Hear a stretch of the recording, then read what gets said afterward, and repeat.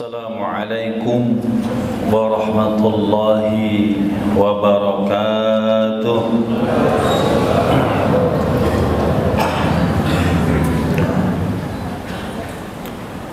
Bismillahirrahmanirrahim. Alhamdulillahilladzi ala kulli halin wa ni'matin الذي جعل شهر رمضان شهر الصيام الشهر المبارك شهر المغفرة شهر التربية شهر القرآن. أشهد أن لا إله إلا الله وحده لا شريك له وأشهد أن محمدا عبده ورسوله لا نبي بعده. اللهم صل وسلم على سيدنا محمد صلى الله عليه وسلم وعلى آله وأصحابه من تبعه إلى يوم القيامة. أما بعد، قد قال تعالى في القرآن الكريم: أعوذ بالله من الشيطان الرجيم. إنما يعمر مساجد الله من آمن بالله واليوم الآخر وأقام الصلاة وآتى الزكاة ولم يخش إلا الله فعسى أولئك أن يكونوا من المهتدين. صدق الله العظيم وصدق الله النبي الكريم ونحن على ذلك من الشاهدين والشاكرين والحمد لله رب العالمين. Hadirin wal hadirat jamaah Masjid Al-Aqsa yang dimuliakan oleh Allah Subhanahu wa taala. InsyaAllah semuanya calon-calon penghuni surganya Allah. Amin ya rabbal alamin.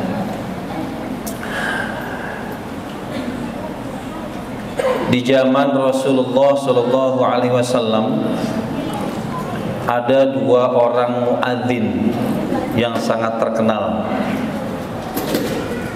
Yang pertama adalah Bilal bin Rabah,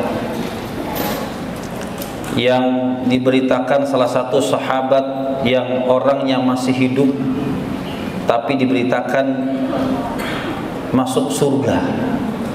Bahkan serompaknya, sendalnya itu sudah terdengar oleh Rasulullah sallallahu alaihi wasallam. Yang kedua adalah Abdullah bin Ummi Maktum. Abdullah bin Ummi Maktum ini sudah lumayan tua. Rumahnya jauh dari masjid. Kemudian punya sakit sejenis encok, sakit pinggang. Tapi beliau datang lebih awal. Dan beliau juga seorang yang buta. Kemudian suatu ketika Rasulullah sallallahu alaihi wasallam mengancam kepada orang-orang yang tidak datang ke masjid, padahal dia sanggup datang ke masjid. Bahkan orang yang tidak sama sekali atau sangat jarang datang ke masjid padahal dia Islam, diancam rumahnya mau dibakar. Saking pentingnya sholat 5 waktu berjamaah di masjid, sampai-sampai Rasulullah mengancam akan membakar orang yang tidak pernah datang ke masjid. Walaupun ancaman itu tidak pernah terlaksana. Artinya apa? Saking pentingnya sholat 5 waktu berjamaah di masjid bagi umat Islam, wabil khusus yang laki-laki. Terdengarlah berita ini kepada Abdullah bin Ummi Maktum. Rumahnya jauh, sudah tua, sakit pinggang, buta pula. Minta dispensasi kepada baginda Nabi Muhammad sallallahu alaihi wasallam, bolehkah aku sholat di rumah? Apa jawab Rasulullah? Boleh. Senang Abdullah bin Ummi Maktum itu, senangnya bukan main, jalan. Pintu keluar belum sampai, Rasulullah teringat sesuatu. Abdullah bin Umi Maktum ta'ala, sini. Ada apa? Hal tasma'u nida? Apakah engkau masih mendengar seruan? Seruan azan maksudnya. Na'am. Ya. Apa jawab Rasulullah? Fa'ajib. Kamu masih wajib datang ke masjid. Masya Allah. Di sini ada yang buta, melek semua kayaknya nih. Ada yang tua, oh banyak yang tua nih, Masya Allah. Rumahnya jauh, ya sejauh-jauhnya di sini saya lihat, ya antar komplek ada masjidnya. Jadi di Jakarta ini tidak ada masjid yang jauh saya kira. Kalaupun jauh, itu bisa ditempuh dengan kendaraan. Jadi tidak ada alasan sholat di rumah. Makanya di surat At-Taubah ayat 18 dikatakan, A'udzubillahi minasyaitonirrajim, Innama ya'muru masajidallahi man amana billahi wal yawmil akhir wa qama as-salah wa ata az-zakah wa lam yakhsha illa Allah fa'asa ulaika an yakunu minal muhtadin. Sesungguhnya hanyalah orang-orang yang memakmurkan masjid-masjid Allah. Ya, katanya dengan kata di awal dengan innama, sesungguhnya hanyalah orang-orang yang memakmurkan masjid-masjid Allah. Kalimatnya ya'mur itu fi'il mudhari', Pak. Dalam bahasa Arab, fi'il mudhari' itu menunjukkan kata kerja lil istiqbal, yaitu menunjukkan zaman sekarang dan akan datang. Maksudnya apa? Sesungguhnya hanyalah orang-orang yang memakmurkan sekarang dan akan datang. Seterusnya maksudnya istimrar, continue, terus menerus. Enggak sekali ini saja. Kita lihat besok, maka masih penuh di luar, sampai keluar sampai di atas. Nah, kita buktikan. Jadi sesungguhnya hanyalah orang-orang yang memakmurkan masjid-masjid Allah, bukti dia beriman kepada Allah. Bukti. Dan beriman kepada hari akhir. Nah, kita itu disuruh, dipaksa, nyampe atau tidak akal ini kepada akhirat, dipaksa untuk percaya. Ada siksa kubur, ada siksa neraka, ada nikmat kubur, ada nikmat surga. Kita disuruh, dipaksa walaupun kita belum tahu seperti apa dan bagaimana. Inilah keimanan kita. Makanya perintah puasa itu diawali dengan ya ayyuhalladzina amanu, wahai orang-orang yang beriman. Kalau Allah bicara kepada orang yang beriman, tidak harus masuk akal, yang penting percaya saja. Nah, beberapa waktu yang lalu, biasanya ini ntar viral nih, videonya menjelang pemilu, ya. Dikatakan di Indonesia banyak ulama-ulama, ustadz-ustadz yang notabene-nya belum tahu masa depan, maksudnya akhirat.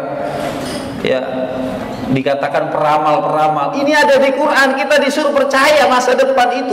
Ada siksa kubur, ada nikmat kubur. Ada siksa neraka, ada nikmat surga, itu akhirat. Dan akhirat yang terdekat pintunya nanti kematian. Nah, oleh itu persiapkan. Jadi kita wajib percaya, masuk akal atau tidak. Sebagaimana Abu Bakar As-Siddiq ini kan orang yang pertama mempercayai peristiwa Isra Mi'raj. Nggak masuk otak, nggak masuk akal. Dari Masjidil Haram ke Masjidil Aqsa ditempuh dalam satu malam. Itu pun malam sepertiga malam. Kemudian ke Sidratul Muntaha, ya, ke langit yang lapis 7, nggak bakal nyampe. Maka Abu Bakar digelari As-Siddiq, orang yang membenarkan pertama kali peristiwa Isra Mi'raj. Itulah iman. Kembali kepada At-Taubah ayat 18. Jadi hanyalah orang-orang yang memakmurkan masjid-masjid Allah, dia bukti beriman kepada Allah dan hari akhir. Caranya gimana? Wa aqamas shalah, dan mendirikan sholat, diserendekkan dengan makmurnya masjid, iman kepada Allah dan hari akhir dengan sholat. Sholat apa? Pertama adalah sholat 5 waktu. Jadi kita malu Pak dengan Abdullah bin Umi Maktum, malu. Apa alasan apa lagi kita? Kita nih amanunya terkadang atau banyak di Ramadan saja. Padahal masjid dibuat sedemikian rupa, senyaman mungkin. Saya tiap tahun tausiah ada khutbah Jumat di sini. Ya, makin kesini makin nyaman, makin indah, makin bagus. Harusnya jemaahnya pun makin banyak, makin sadar. Kenapa? Makin nikmat. Zaman dulu masjid dari tanah Pak, beralaskan tanah. Jadi kalau sujud itu Assalamualaikum warahmatullahi, Assalamualaikum warahmatullahi, maka ngusap muka. Kenapa ngusap muka? Karena ada kerikil di sini. Sekarang nggak usah usap lagi, nggak usah. Sudah nikmat, empuk kita, karpetnya empuk, sajadahnya empuk, bersih, wangi pula, nyaman kita. Kurang apa lagi? Maka Allah Subhanahu wa ta'ala mengancam kepada siapa? Orang yang sholat. Fawailul lil musallin, maka celakalah bagi orang-orang yang sholat. Yang sholat masih dibilang celaka. Yang mana? Alladzina hum an sholatihim sahun, orang yang lalai dalam mengerjakannya. Lalai Pak. Satu, lalai ilmunya. Ngomong-ngomong, pernah gak kita nanya, Ustaz, wahai guru ngaji, kiai, tolong cek dong bacaan dan gerakan sholat saya udah bener apa belum? Pernah Pak? Pernah dicek? Sesuai dengan Rasulullah apa belum? Tolong ya, pulang dari sini cari, tolong cek gerakannya, bacaannya. Khawatir sholat kita dianggap lalai, tidak berdasarkan ilmunya. Banyak ya, kalau saya suka sholat di jalan-jalan, di mal-mal, ada maju imam. Kalau mal kan jarang ada imam tetapnya ya. Alhamdulillahirabbil alamin. Ini baca hamzah, kan ketuker, gak boleh. Rusak mananya. Walahum adzabun alim, dan bagi mereka adab yang sangat pedih. Jadi Rabbul Alamin, diganti Rabbul Alamin, Tuhan yang pedih. Artinya Tuhan bukan Tuhan semesta alam, Tuhan yang sakit. Jauh maknanya Pak. Maka ain dengan hamzah beda. Ini dari segi bacaan, belum dari segi gerakan. Cek Pak, supaya sholat kita diterima oleh Allah Subhanahu wa ta'ala. Jangan sampai kita nangis-nangis belajar sholat khusyuk, fikih sholatnya kita dipelajari, percuma Pak. Kita mungkin bisa konsentrasi, tapi teknik dalam sholat itu salah, maka tidak terima sholatnya. Celakalah bagi orang yang sholat. Ini yang pertama. Kalau sudah begitu bagaimana? Sudah dicek, yakin kata Ustadz saya sudah benar, ditunjukkan kitabnya seperti ini, saya bacanya dicek, gerakannya dicek, sudah seperti tuntunan Rasulullah. Yang kedua, baru kita mengerti apa yang diucapkan. Berapa tahun kita sholat? Berapa tahun pula kita tidak tahu maknanya. Padahal sholat itu bahasa Arab. Kok kita hafal bacaannya? Padahal terjemah itu bahasa Indonesia. Kenapa kita tidak hafal? Jawabnya cuma satu, tidak mau dihafal. Gampang Pak, buka Google Pak, terjemah bacaan sholat keluar, saya yakin itu. Kalau mau ngapal terjemahnya, buka, gampang. Ini langkah pertama. Bagusnya belajar bahasa Arab. Ya sambil jalan aja dulu. Sehingga apa? Terasa nikmat komunikasi kepada Allah Subhanahu wa ta'ala. Baru setelah itu tingkatkan menjadi alladzina yadhunnuna annahum mulaqu rabbihim wa annahum ilaihi raji'un. Orang itu meyakini salatnya ketika tahu salatnya dengan ilmunya. Yang kedua, dia mengerti maknanya. Khusyuk tingkat yang ketiga adalah meyakini bahwasannya alladzina yadhunnuna annahum mulaqu rabbihim, berjumpa dengan Tuhan mereka. Jadi salat kita bukan berjumpa dengan sajadah, Pak. Bukan dengan dinding, Pak. Bukan dengan punggung teman kita yang di depan kita, bukan. Tapi berjumpa dengan Allah Subhanahu wa taala, wa annahum ilaihi raji'un, dan juga mereka akan dikembalikan. Artinya merasa salat ini terakhir, Pak. Saya yakin andai kata malaikat maut mengumumkan pengumuman kepada jemaah Masjid Al-Aqsa, besok adalah hari terakhir kehidupan, maka dipersilahkan bertobat sesungguh-sungguhnya. Mungkin masjid ini penuh, Pak. Pekerjaan yang sepenting apapun akan ditinggalkan oleh Allah, oleh kita semua.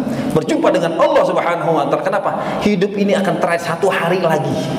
Nah, ini yang dimaksud ketika sholat ini merasa sholat yang terakhir. Kenapa? Akan berjumpa dengan Allah Subhanahu wa taala. Dan di mana? Di masjid. Jelas ayatnya. Al-Taubah ayat 18. Wa aqamas shalah, memabulkan masjid dengan mendirikan sholat, ya. Bukan tarawih saja, bukan Jumatan saja, 5 waktu diusahakan, mau di kantor mau di mana, cari masjid berjamaah awal waktu.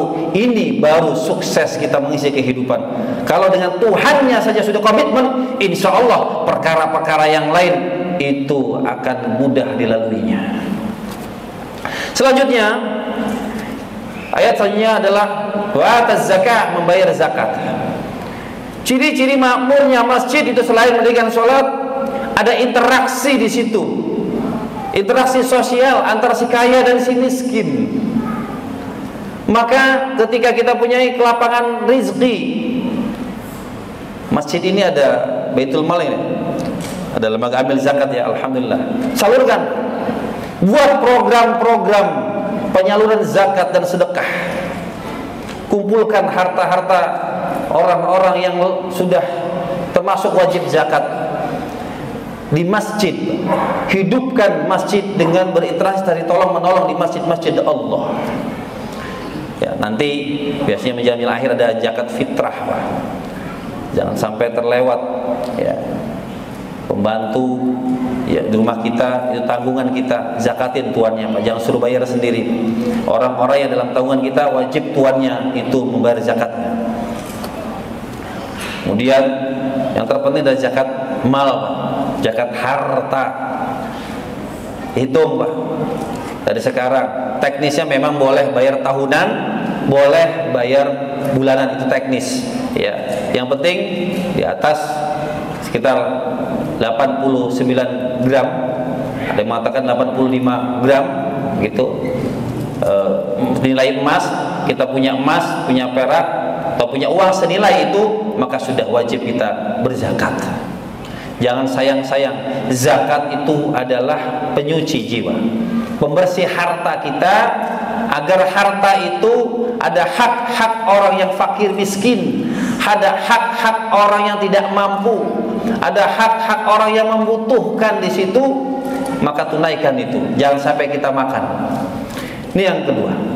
Yang ketiga, ada bahasa yang sangat menarik dalam ayat ini, walam yakhsha illallah, dan tidak takut kepada siapapun kecuali takut kepada Allah. Allah nyindir orang yang sholatnya itu gemar di rumah, orang yang enggak membayar zakat, maka dia termasuk orang yang tidak takut kepada Allah Subhanahu wa taala. Maka disindir dengan kalimat yang halus selanjutnya, fa'asa ulaika ayyakunu minal muhtadin. Maka mudah-mudahan mereka itu tergolong orang-orang yang mendapatkan petunjuk.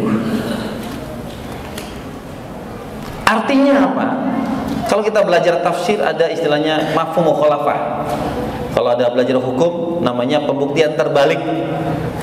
Kalau Allah berkata, maka mudah-mudahan mereka itu tergolong orang-orang yang mendapatkan petunjuk, berarti orang yang tidak mau memakmurkan masjid-masjid Allah dengan sholat dan berzakat, maka dia tidak takut kepada Allah, dia belum dapat petunjuk. Maka mudah-mudahan mereka itu mendapatkan petunjuk. Kita baru awal. Bulan Ramadan adalah bulan tarbiyah, melatih diri, paksa. Ya, setan-setan sedang diikat. Ya, sedang diikat. Wasyufidatis syayatin. Hadisnya sahih. Setan yang bermakna jin. Kan setan itu ada dua. Setan itu kan sesuatu yang jahat, sesuatu yang buruk.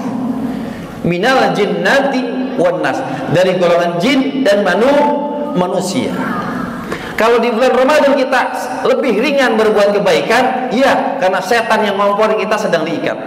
Tapi setan yang nempel di diri kita, yang sudah terlatih selama 11 bulan, dari makanan kita itu makanan banyak yang haram, mungkin dari bisnis kita gampang kita berbohong,